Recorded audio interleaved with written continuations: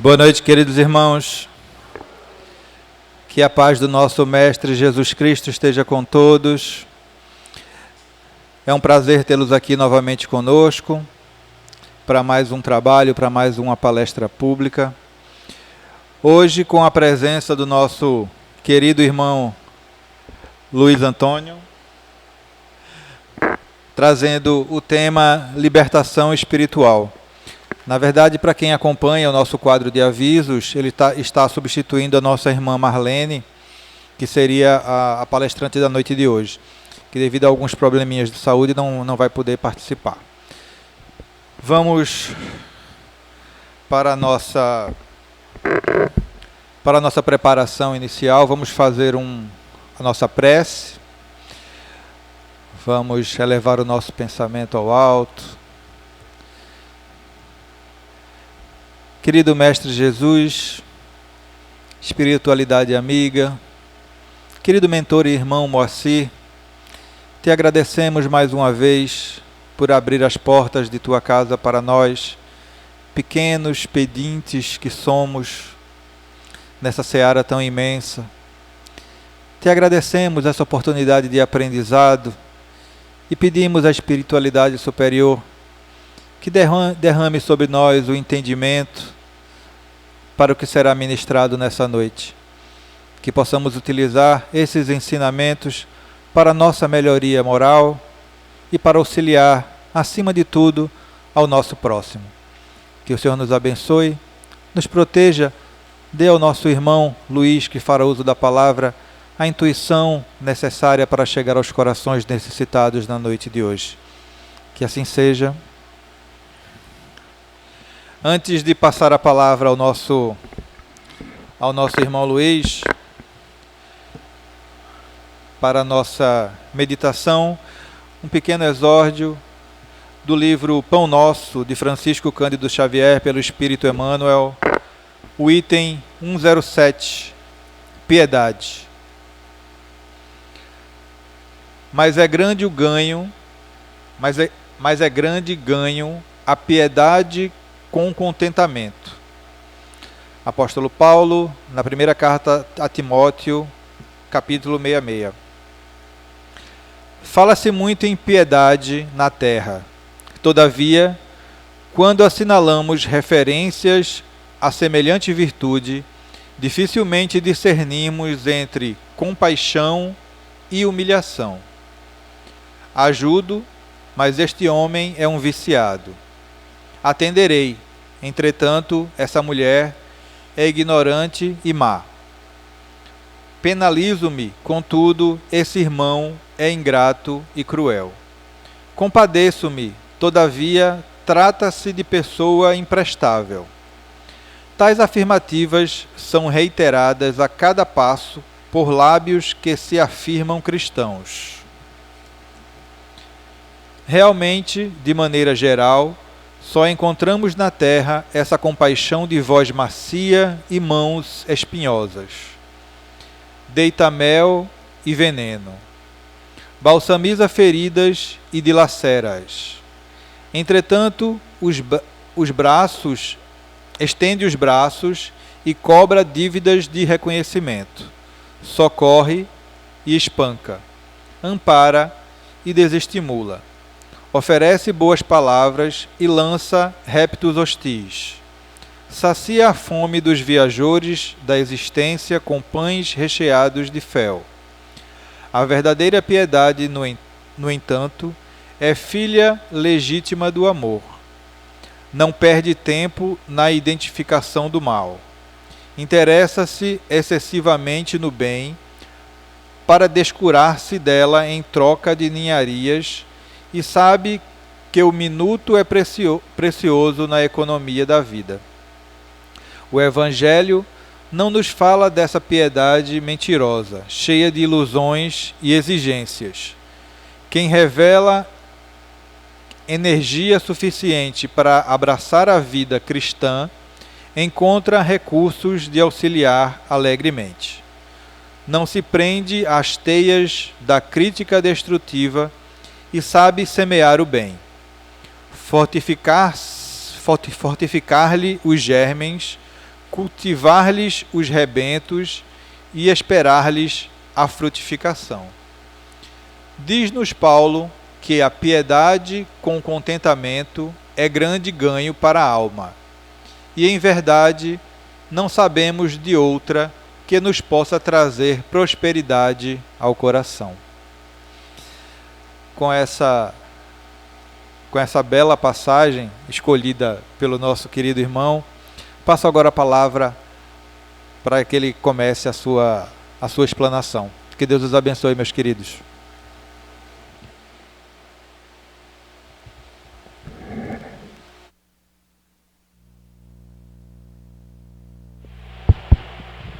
Boa noite a todos.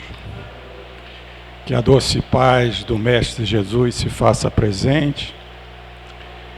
E é sempre uma satisfação, uma alegria estarmos reunidos em torno do Evangelho de Jesus para reflexões. O tema que nós vamos abordar na tarde de hoje, ele chama a atenção da gente procurar fazer sempre o bem e procurar não só nos outros as coisas boas, mas também dentro da gente. Um exercício que vai nos fazer bem e vai nos transformar como forma de encarar a nossa vida. Esse é o propósito do que nós vamos abordar na noite de hoje. Libertação espiritual. E no rodapé aqui já tem uma introdução para que a gente possa já fixar, para que a gente possa desdobrar essa proposta. E diz assim, ó: se você levar tudo para o lado pessoal, viverá ofendido a maior parte da sua vida. Lembre-se de que as pessoas não fazem coisas para você. As pessoas fazem coisas e é você quem decide se elas te afetam ou não. Então, se há um controle que a gente pode ter na nossa vida, é sobre nós. A decisão sempre é nossa. Tem um ditado que diz assim: todos nós estamos no mesmo barco. E aí eu vi uma reflexão, diz que não. Nós estamos no mesmo mar revolto, que é a vida. Mas cada um está dentro do seu barquinho, cuidando do seu leme, buscando no controle desse barquinho a terra firme. Muda, não muda?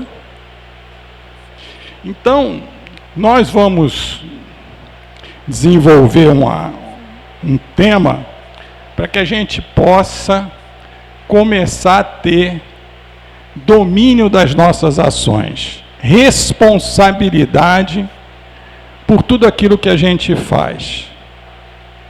Porque o que a gente plantar, nós vamos colher. A nossa sintonia, a maneira como nós nos posicionamos com o nosso pensamento, é âncora de tudo. Se eu estiver pensando coisas boas, eu vou atrair tanto encarnados quanto desencarnados de acordo com a minha sintonia. Eu sempre gosto de lembrar de uma passagem do Evangelho muito interessante. Jesus vinha caminhando com seus discípulos. E de repente eles viram um cachorro na sarjeta, que tinha morrido. E aí os comentários começaram a fluir. Mas olha que coisa asquerosa, fedido. Não tiraram esse cachorro da rua. Que coisa triste. E aí Jesus parou de frente do cachorro, olhou a dentadura do cachorro, viu o canino dele e falou: mas que canino maravilhoso que esse cachorro tem. Na mesma hora, ele mudou a sintonia de todos que estavam ali. Pararam de observar as coisas menores e passaram a observar as coisas maiores. Isso é um exercício. Tudo na vida da gente é exercício. Agora, antes da gente exercitar, a gente precisa ter conhecimento. A gente fala muito na doutrina espírita da fé raciocinada. Então é muito importante que a gente entenda esse processo de controle que nós temos das nossas posições. Não nos deixarmos afetar pelo nosso meio ambiente. Pelo contrário, a proposta do que nós vamos estudar aqui na noite de hoje é influenciarmos o nosso meio ambiente, seja ele dos encarnados ou dos desencarnados, com atitudes cristãs, com a maneira de pensar positiva.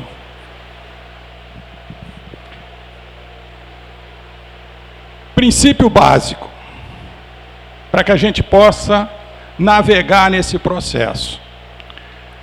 Somos espíritos criados por Deus. Deus cria alguma coisa que não seja boa? Não. Quando Ele nos criou, Ele colocou a essência divina dentro de todos nós. Somos espíritos imortais. A gente fala assim, nós temos várias vidas. Não, nós temos uma vida só. E essa é imortal.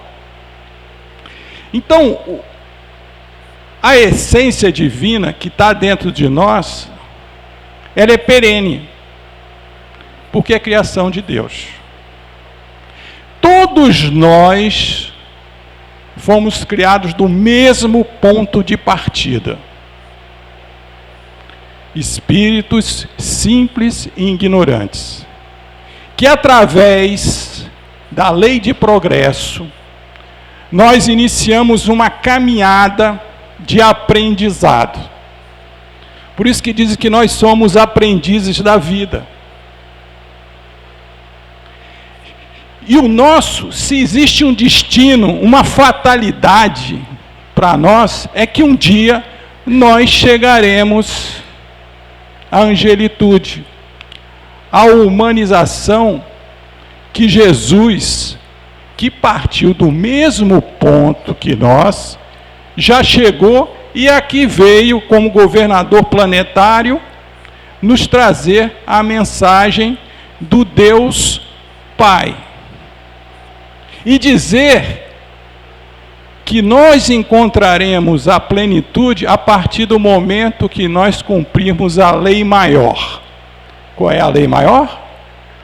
Amar a Deus, ao próximo, como a si mesmo. Esse amar a si mesmo, ele tem uma força muito grande. Porque ele diz o seguinte, olha, como é que você vai amar o próximo se você não se ama? E como é que você vai amar a Deus através do teu próximo se você não tem a vivência cristã? Se você não tem amor. Agora, amor. Olha, é importante a gente frisar essa questão. Amor é um exercício. A gente não nasce amando todo mundo. A gente vai aprendendo, vai exercitando esse amor. leitura que nós fizemos.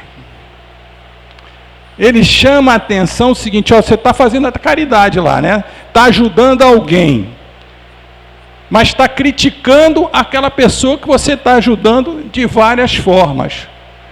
Você está ajudando? Não está.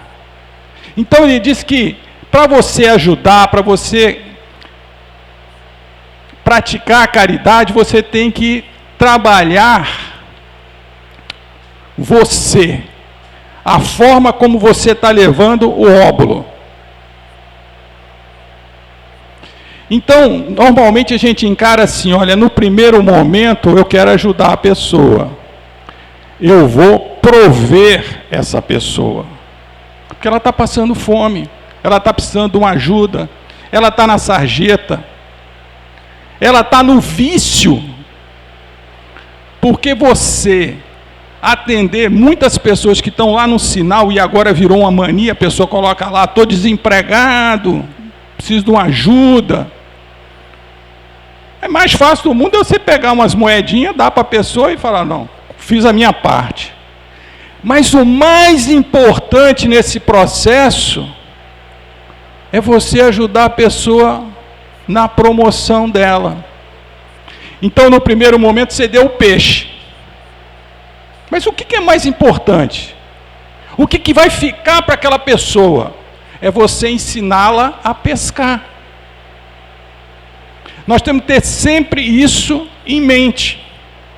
E isso é em todos os processos, não só na pessoa que está carente, mas o teu filho, os teus amigos, a tua conduta dentro da casa espírita. Tudo tem que ter uma visão de promoção.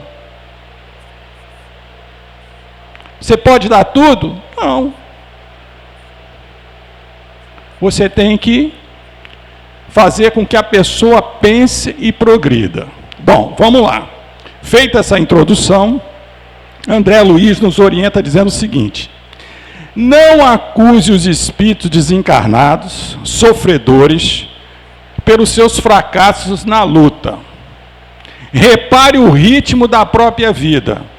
Examine a receita e a despesa, suas ações e reações, seus modos e atitudes, seus compromissos e determinações, e reconhecerá que você tem situação que procura e colhe exatamente o que semeia. O que ele está querendo dizer aqui? Que os espíritos, e aí nós estamos falando de uma palavra que a gente usa muito dentro da doutrina espírita, os obsessores, né? E que a gente muitas vezes vem aqui colocar um nome na irradiação, no trabalho de desobsessão, porque o espírito está perturbando a sua maneira de convivência dentro da sua casa, no seu trabalho, ou em qualquer ambiente que você esteja. E o André Luiz está dizendo o seguinte, olha, você está colhendo exatamente o que semeia. Porque os espíritos não criam nada na gente. Eles usam o que nós temos, as nossas dificuldades íntimas. Ele simplesmente amplifica mais o que a gente tem. Só para entender essa historinha rapidinha.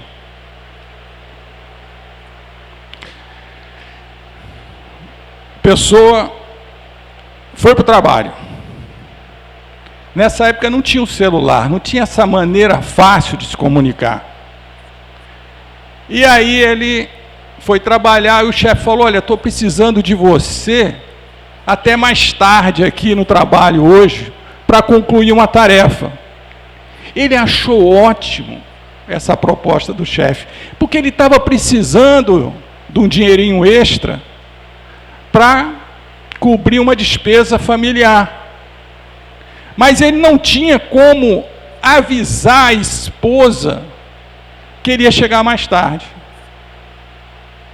Mas ele disse, poxa, eu vou levar uma notícia tão boa para ela que ela vai ficar maravilhada, porque eu cheguei mais tarde. Vou levar o dinheirinho que a gente está precisando para cumprir aquela nossa dívida.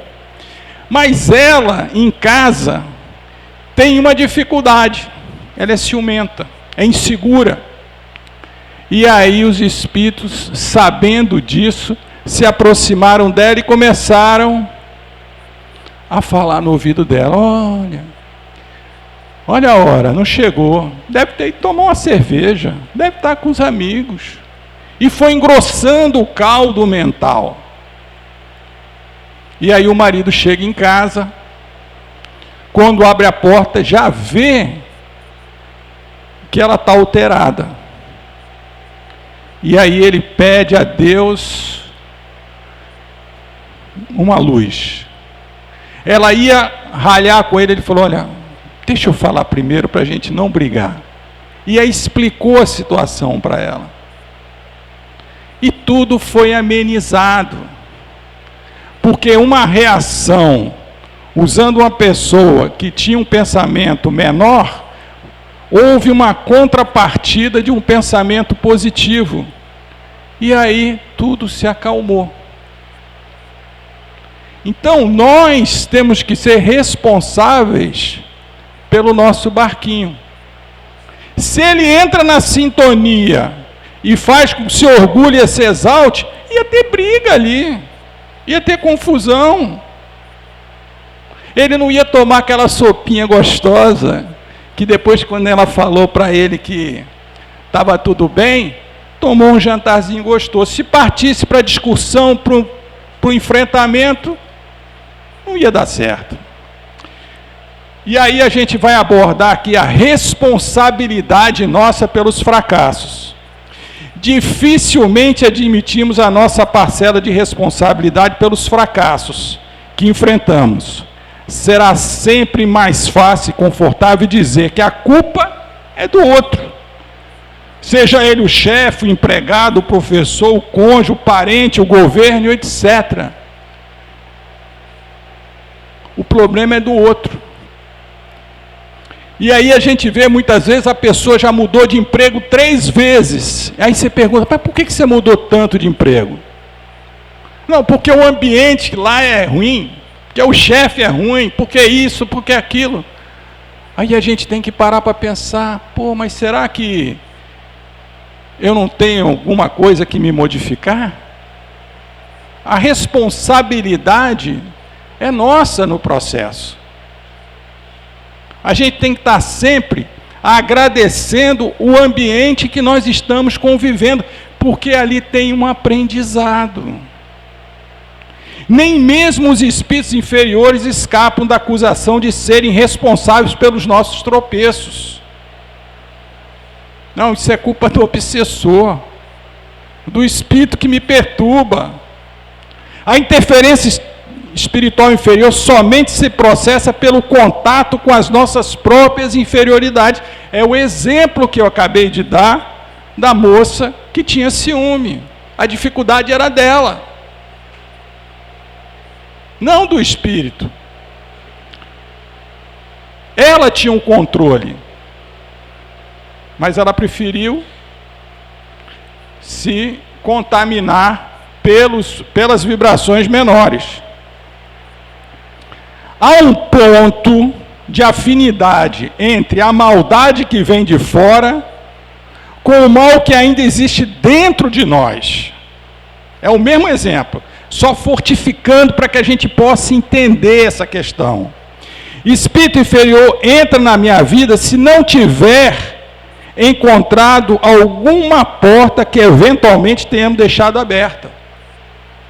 Então o ciúme, a minha maneira violenta de falar, o meu orgulho, a minha vaidade, a minha prepotência, são portas que nós deixamos abertas para que haja interferência na nossa vida pelos espíritos. E aí a gente fala o seguinte: não é só o espírito desencarnado, é o espírito encarnado.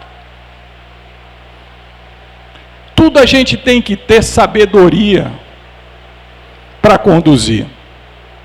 Eu vou contar uma historinha minha, que é um momento que eu estou vivendo e que eu já tenho um aprendizado.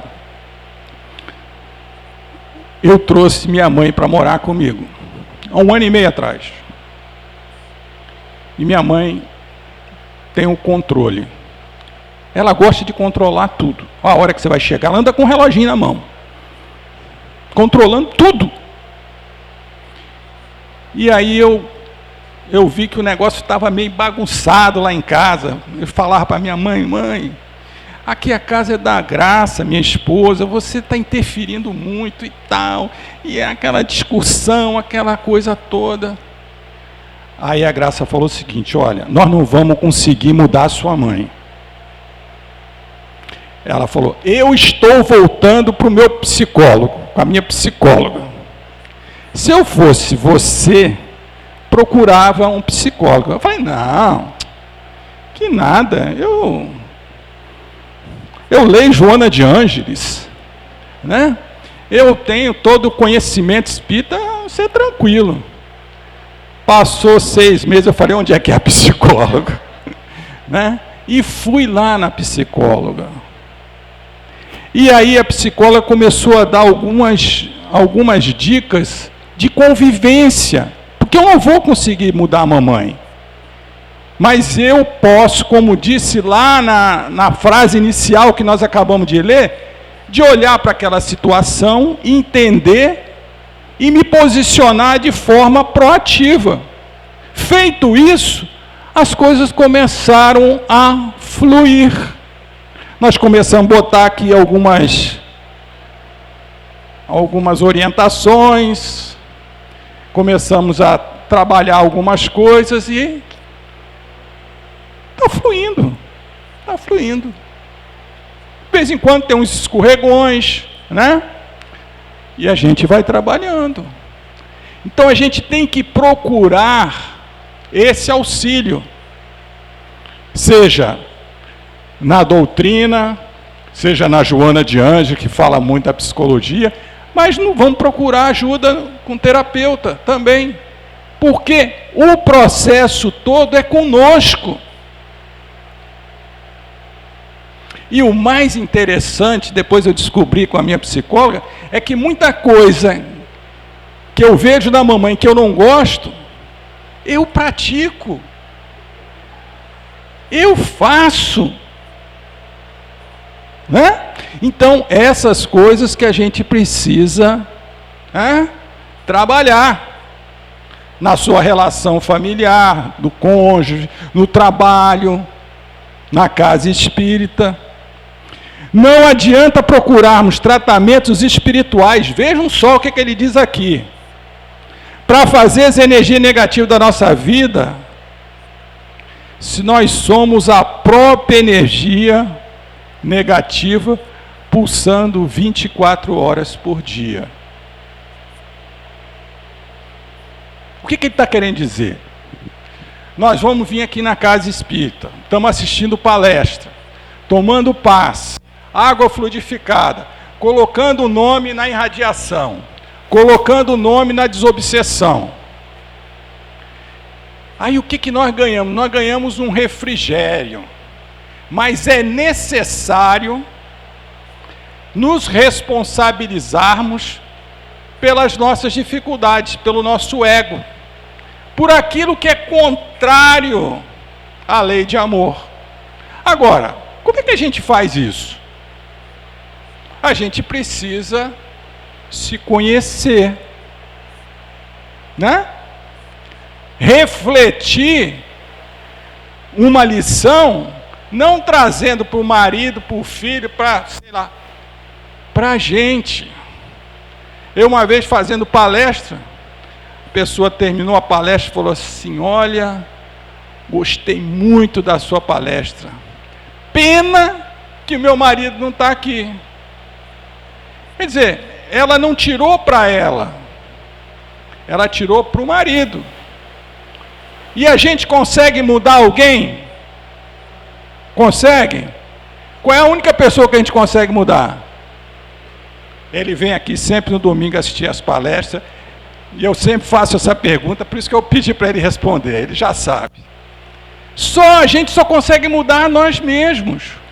Então vejam que o que nós estamos falando até agora, da influência do nosso meio ambiente, seja ele espiritual ou seja, aqui na matéria, nós temos condições de transformar essas questões.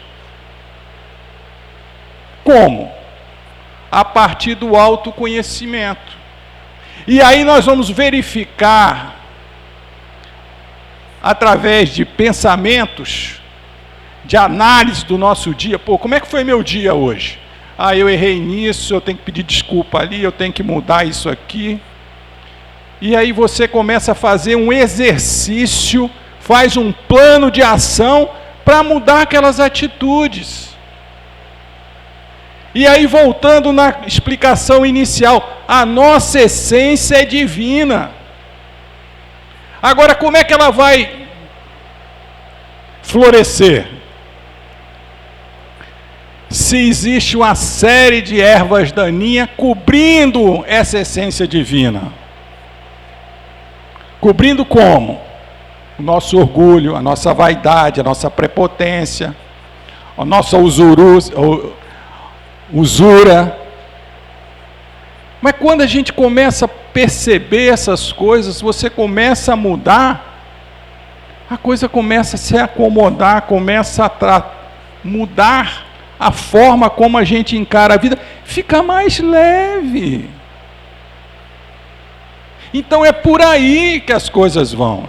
Lembra que eu falei que a única fatalidade que existe na nossa vida é que um dia nós chegaremos à angelitude?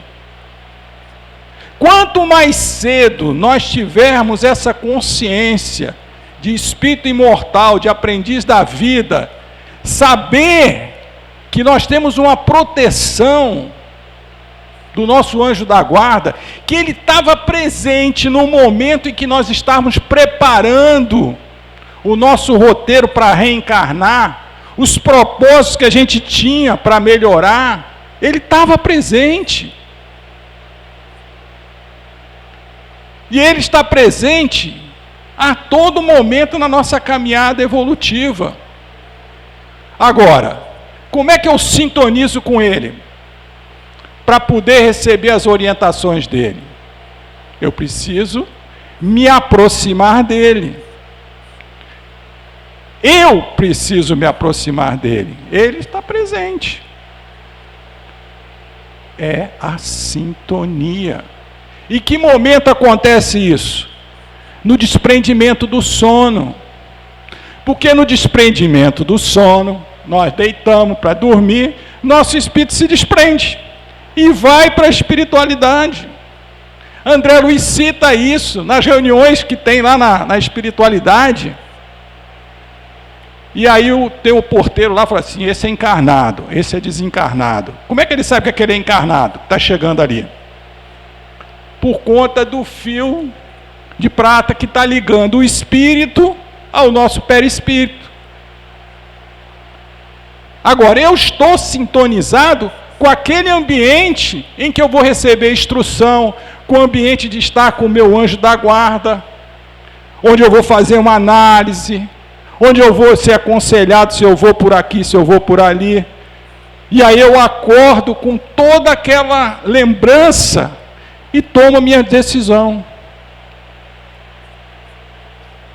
Eu fui uma pessoa que viajei muito por conta do meu trabalho. E volta e meia eu recebia convite, até na África eu morei. E eu tenho um amigo muito querido, né? E aí eu ligava para ele e falava, Afonso, rapaz, a empresa está me chamando e me mandando lá para a África, vou ou não vou? E aí ele falava assim, Luiz, vamos pedir para a espiritualidade nos orientar. E eu tenho certeza que quando você acordar, você vai ter a convicção. Dito e feito. No outro dia eu liguei para ele, eu já comprei a passagem, já estou indo. Porque a coisa acontece.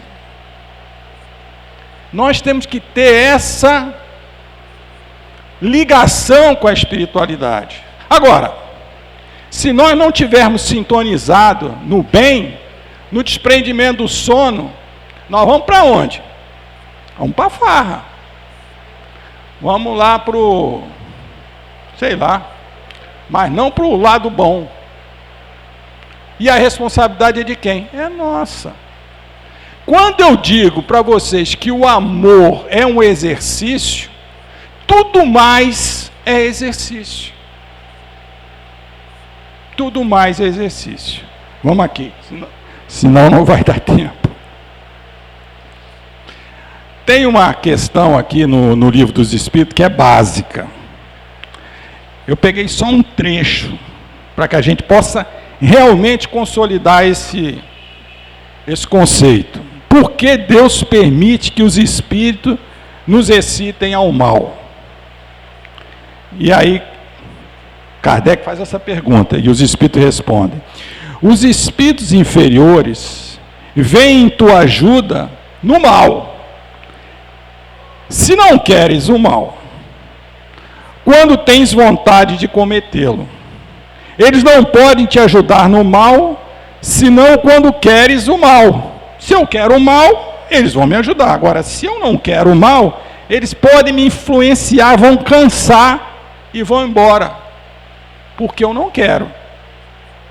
Se és propício ao homicídio, pois bem, terás uma nuvem de espírito que manterão teu pensamento em ti.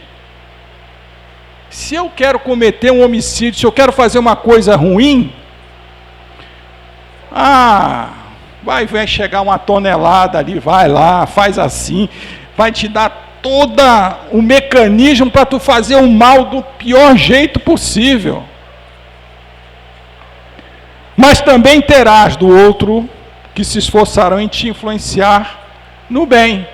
Quem assistia aqueles desenhos da Disney, né? Tinha lá o grilinho falando positivamente, do outro lado tinha um diabinho, né? Falando negativamente. De quem que é a responsabilidade nesse processo? Minha. Eu é que vou escolher qual a sintonia que eu quero entrar. E ele diz assim, que faz restabelecer a balança e te deixa o comando. Olha, o que nós estamos falando até agora,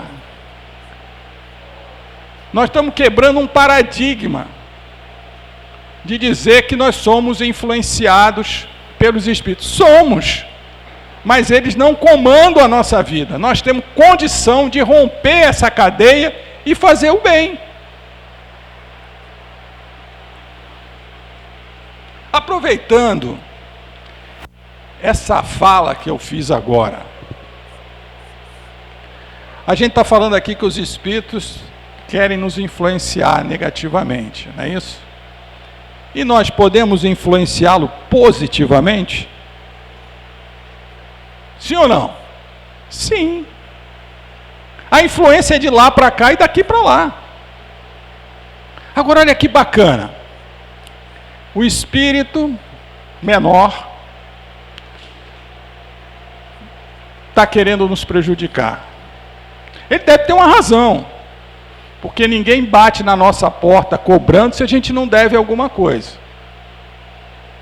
Eu tenho consciência disso, hoje. E aí eu vou influenciá-lo positivamente. Mas será que é por um diálogo? Por exemplo, no trabalho mediúnico, o espírito se apresenta e diz, olha, você fez isso comigo, e aí o dialogador conversa com ele, meu irmão, tenha paz, cuide do bem, tal. Será que só isso resolve? Se eu sair da reunião, que eu estava ali numa postura de bonzinho, sair da reunião e começar a ter o meu dia a dia ali, o espírito vai me acompanhar? Vai, não vai? Porque ele tem liberdade. E ele vai ver a minha conduta. Poxa, realmente ele está se esforçando para ser uma pessoa melhor. Ou não, dizer assim, aquilo é só conversa, é só balela. Ele fica pintando de santo, mas olha o orgulho e o egoísmo dele. Então a gente percebe que o nosso trabalho de convencimento que nós estamos numa proposta de autotransformação através do autoconhecimento, ela tem que ser verdadeira. Tem um irmão que trabalhou com a gente lá em Rondônia. Ele era uma pessoa assim muito simples, um feirante, uma pessoa do bem. E ele era analfabeto. Mas a gente fazia o evangelho lá no centro, a gente fazia a leitura, e a gente ficava esperando o comentário dele. Porque ele tinha, apesar de ser uma pessoa ignorante no saber da leitura, ele tinha uma maturidade espiritual impressionante. Todo mundo ficava ligado no que ele falava. E aí ele começou com câncer na garganta. Começou a definhar, já não podia ir lá, a gente já ia na casa dele. Até que ele desencarnou, mas nem foi por conta do câncer, que é bem difícil, né? Ele desencarnou por outro processo. E aí,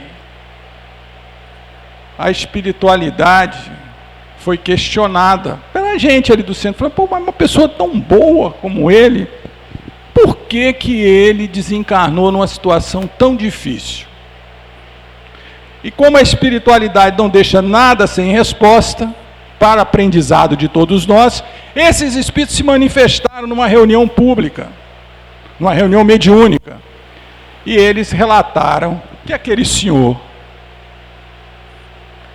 em vidas passadas, por conta do fio metal do dinheiro, tinha pisoteado eles. Então a coisa funciona mais ou menos assim. Os nossos espíritos obsessores que nos perseguem, eles têm uma fotografia daquele momento em que nós o ferimos. E eles trazem aquilo. Então eles passaram toda uma encarnação perseguindo esse senhor. Mas aí eles fizeram um relato, disseram assim, olha, ele não é mais aquela pessoa. Porque ele sofreu tudo que ele precisava por conta do câncer. E eu nunca vimos ele reclamar, sempre agradecendo a Deus. Nessa vida, ele foi um feirante humilde, mas mesmo assim ele acolheu uma viúva com 2 filhos. Sempre tendo uma postura de transformação. E isso verdadeiramente tocou aqueles espíritos. Pela maneira de ser dele, que foi transformada no bem. E aí os espíritos disseram, olha, aqui não existe mais perseguição. O elo foi cortado. Pelo contrário, nós agora vamos ao encontro dele para continuar o aprendizado que nós tivemos com ele em vida. Porque quando a gente desencarna, a gente não vira santo, não, a gente continua sendo a mesma pessoa que é. E eles viram que ele era do bem. Então a nossa postura tem que ser essa. Nós somos médiuns só quando estamos presentes no trabalho mediúnico. Aqui na terça-feira e na quinta-feira a gente liga o aparelhinho, né, Graça? Agora somos médiuns. E o resto dos dias? E os nossos dia a dia? Nós somos médium 24 horas por dia. E eles nos acompanham. Olha a responsabilidade que todos nós temos. Agora, nós vamos escorregar? Nós vamos pisar no tomate? Vamos. Vamos errar? Vamos. Mas dentro daquela reflexão que nós fazemos diariamente, nós vamos perceber que nós precisamos dar foco neste trabalho. Nesse trabalho íntimo que todos nós temos que fazer. Como pretender proteção para o lar contra as forças negativas, se em casa impera o vício e a falta de respeito entre os familiares? Olha a nossa responsabilidade. Como é importante nesse momento a implantação do Evangelho no lar. Temos que escolher um dia que a gente possa reunir a família e falar de Jesus. Tem uma vantagem imensa, o copo está enchendo, as dificuldades estão acontecendo, aí você faz o Evangelho, você tira um pouco da água do copo, a coisa suaviza, a gente entra nos eixos. Não é o Evangelho de apontar para os outros, tá vendo? Você tem que fazer isso. Não. Eu vou fazer o Evangelho assim, eu tenho que fazer isso. Para ser melhor. Para ser melhor. De que forma posso desejar que os meus caminhos se abram, se os meus pensamentos estão fechados na falta de confiança em mim e em Deus? Como é que você quer que o universo flua para você? Que as coisas aconteçam, se você é negativo, se você não acredita em você, se em nenhum momento você para orar, para agradecer o que a vida te dá.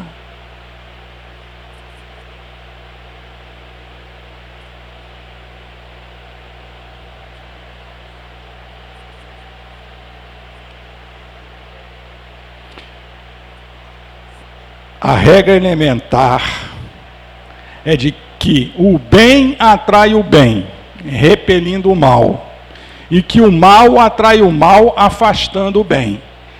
Estamos pisando e repisando essa ideia, para que a gente possa verdadeiramente solidificar essa ideia.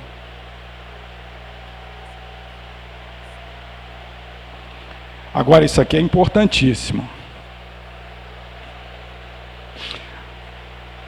A nossa casa mental. Se conseguimos erradicar o mal em nós, estaremos cortando os fios que nos ligam ao mal, às más influências espirituais. Libertar-se de uma perturbação espiritual implica em cortarmos nossos vínculos com as sombras. As sombras exteriores se ligam pelas sombras interiores. É aquilo que a gente já comentou, ele não vai conseguir influenciar se dentro de mim só existe amor, só existe paz, se eu estou buscando essa paz. O que me liga a um espírito maldoso é a maldade que alimenta as minhas atitudes e intenções. O que me une a um espírito vingativo é a minha resistência em perdoar. Olha aí, o perdão.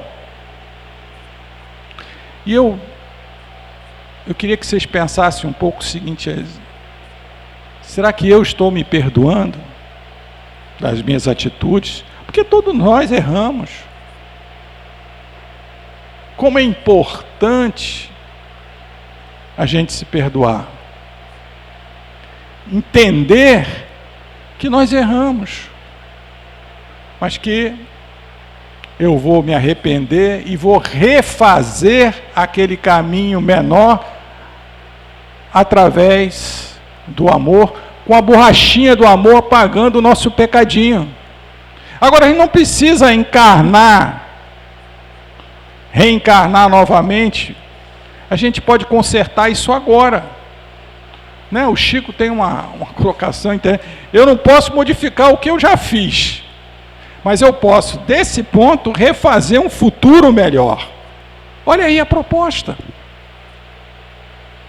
Agora, eu só posso transformar algo que não está legal se eu souber o que é. Por isso a importância da meditação, do autoconhecimento, da reflexão, da oração, da visualização, de uma leitura legal e refletir sobre aquilo lá, em cima da gente.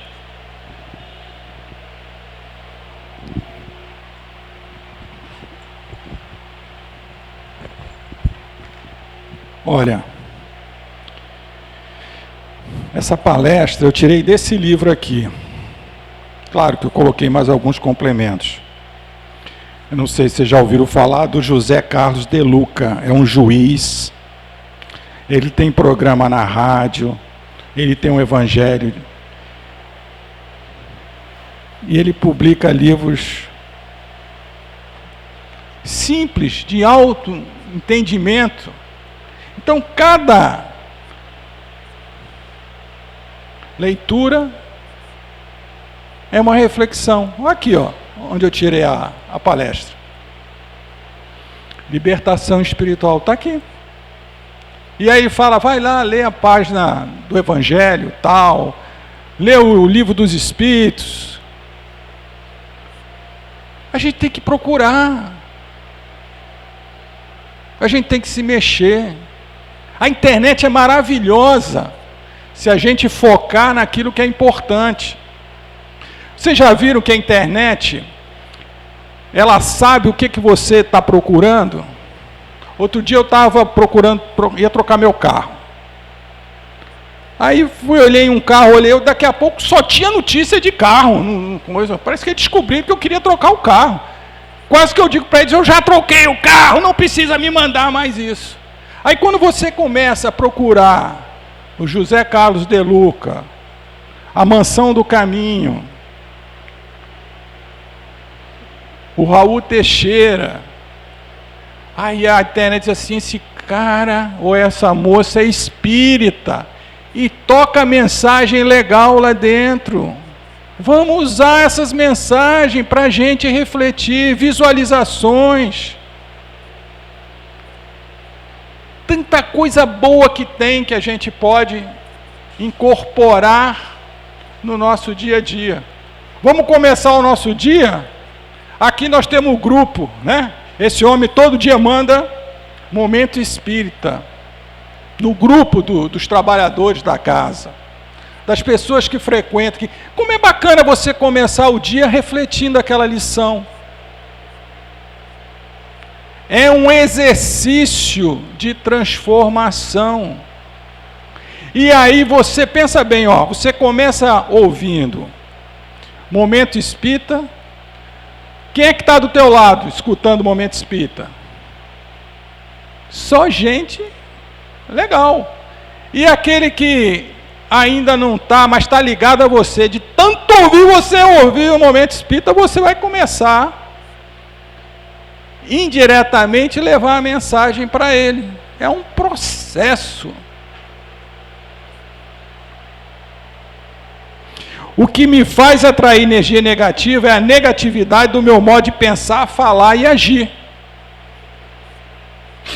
Eu já estou dando a receita da contrapartida para a gente mudar isso aí. Para que a gente possa ter, ao contrário, a boa espiritualidade do nosso lado. Aí isso aqui, rapaz, os 10 sinais, eu tenho mais quanto é?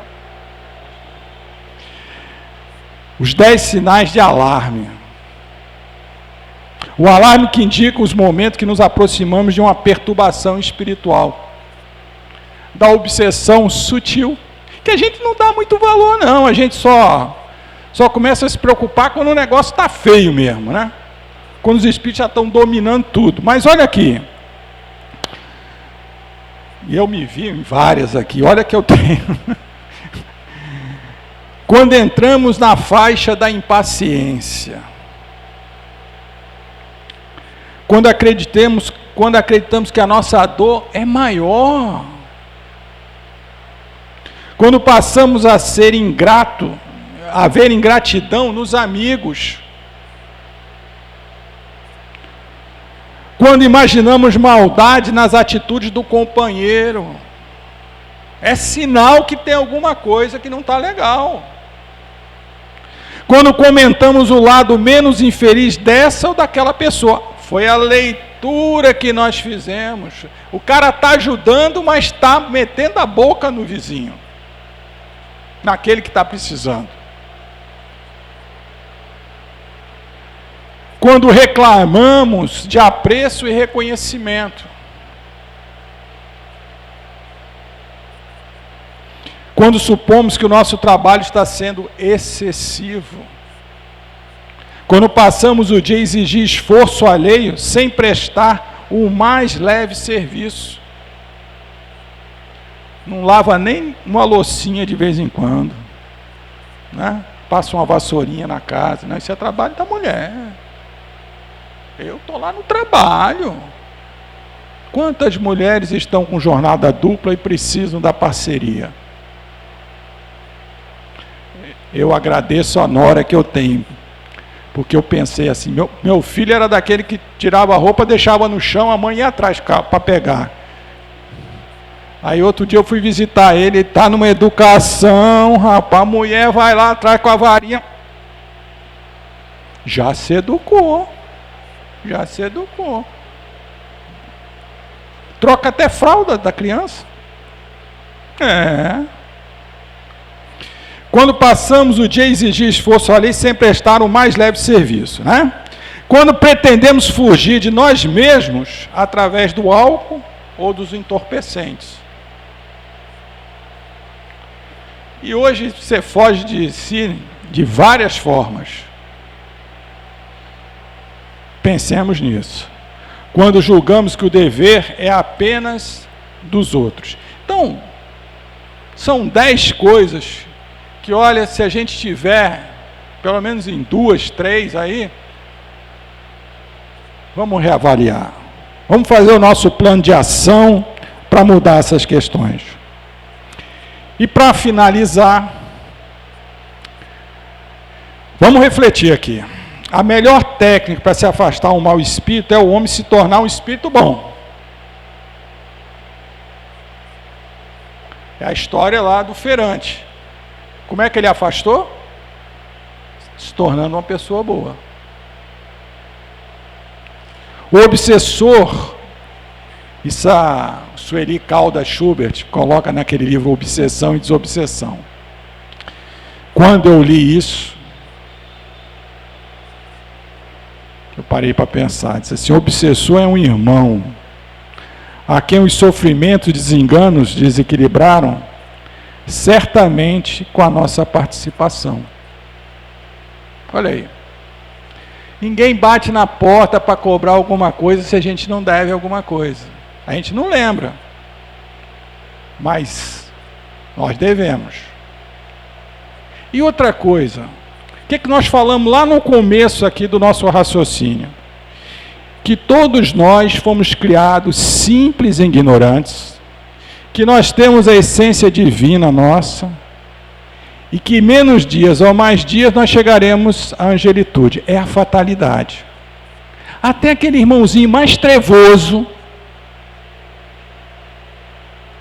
vai chegar lá. Jesus, quando estava na cruz e desencarnou, que os espíritos vieram ajudar ele a ir para a espiritualidade, a primeira coisa que ele fez foi dizer assim, vai lá acolher Judas, porque ele acaba de desencarnar através do suicídio. Judas que colocou ele naquela situação. Mas olha, Jesus, vai lá acolher ele.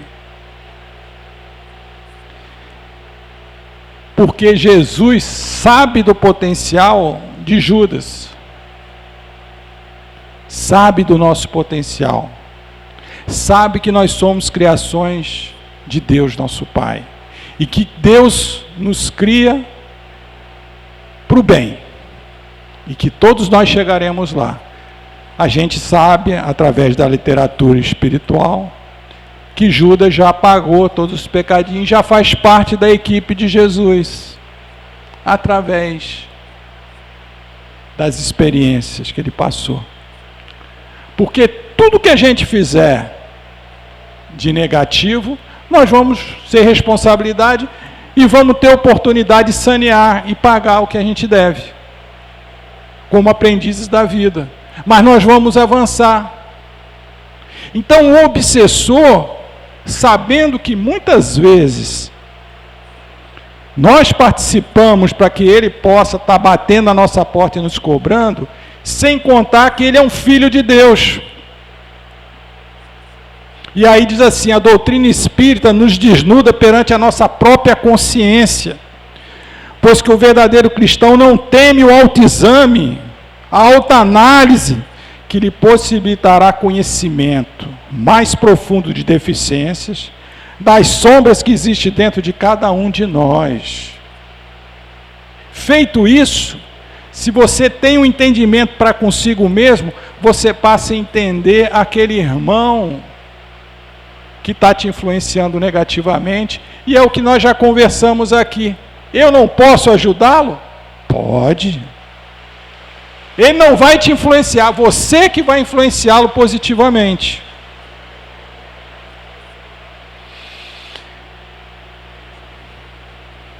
Olha a nossa responsabilidade. Mais uma coisa bacana que a gente viu aqui na nossa reflexão é que nós temos o apoio do nosso anjo da guarda. E que a solução dos nossos problemas está dentro de nós. Que a paz que a gente deseja também está dentro de nós. E que cabe a nós florescer essa paz, essa harmonia, através do exercício do amor. E aí um convite para que a gente possa abraçar uma causa de bem comum. Tem tanta instituição aí precisando de voluntários. Eu comentei aqui já no domingo passado, porque eu trabalho mais no domingo, vocês vão me ver mais aqui no domingo. A minha filha casou e mora nos Estados Unidos. E aí eu fui lá visitar ela agora, passei 25 dias com ela lá. Tanto no trabalho dele quanto do trabalho dela, uma vez por semana, a equipe que eles trabalham se dedicam ao bem comum. Eles vão fazer uma atividade para ajudar as pessoas. Junta lá a chefe, o zelador, todo mundo, e vão lá para aquela instituição para ajudar. E o testemunho desse meu genro é impressionante. Falou, como eu modifiquei minha maneira de pensar, de ver, nesse momento em que nós estamos ajudando outras pessoas que não têm o que a gente tem. E com isso, a empresa faz isso e consegue maior produtividade. Torna as pessoas do convívio mais próximas. Acaba as ranhetagens entre eles, porque eles se uniram para ajudar outras pessoas. Seguindo esse conselho, por que a gente não pode fazer isso aqui? Por que a gente não procura uma instituição? Aqui mesmo dentro da Casa Espírita nós temos as vovós, nós temos a campanha do quilo, a campanha da sopa, do café, da roupinha da cesta básica, que esse grande amigo ajuda as pessoas. Ele simplesmente repassa o que os outros trazem para que ele possa dar. Nós estamos no processo. E aí a gente pensa assim, poxa, é um exercício? É. A gente no primeiro momento faz o mais fácil, de dar o dinheiro, né, de participar ali um pouco. Mas daqui a pouco aquilo preenche tanto você sente tanta satisfação em participar e ajudar, que aquilo vira um hábito. Vira um hábito. Eu me lembro, Eu vou contar uma história minha para vocês. Eu cheguei nessa casa aqui, eu já participei da Federação Espírita do Mato Grosso, de Rondônia, de Santa Catarina, porque eu viajei muito. E aí eu procurei a direção da casa, ofertei todo o meu cabedal, meu currículo, né, para ajudar na casa. E aí o nosso irmão, meu querido irmão, falou assim: ó, Luiz, nós temos um trabalho para você. Aí eu, poxa, qual é? Campanha do Quilo. E aí ele me botou ali na Praça de Casa Forte. Aqui na Praça de Casa Forte. Pertinho dos meus vizinhos. E eu comecei a campanha. Aí eu parava um vizinho meu, falei: pô, Luiz, você está precisando de ajuda? Você falava, a gente podia dar um negocinho para você. Eles não entendiam o que estava acontecendo. E aí eu pude perceber que a espiritualidade estava trabalhando o meu orgulho, a minha vaidade. Isso já vai fazer o quê? Uns 6, 7 anos. Eu nunca deixei a campanha do Quilo. É o meu equilíbrio. Quando o negócio está muito bagunçado na minha vida, eu fico esperando o sábado para poder tomar um solzinho, para receber uns não assim, uns dedinhos na cabeça. Não, não vou dar.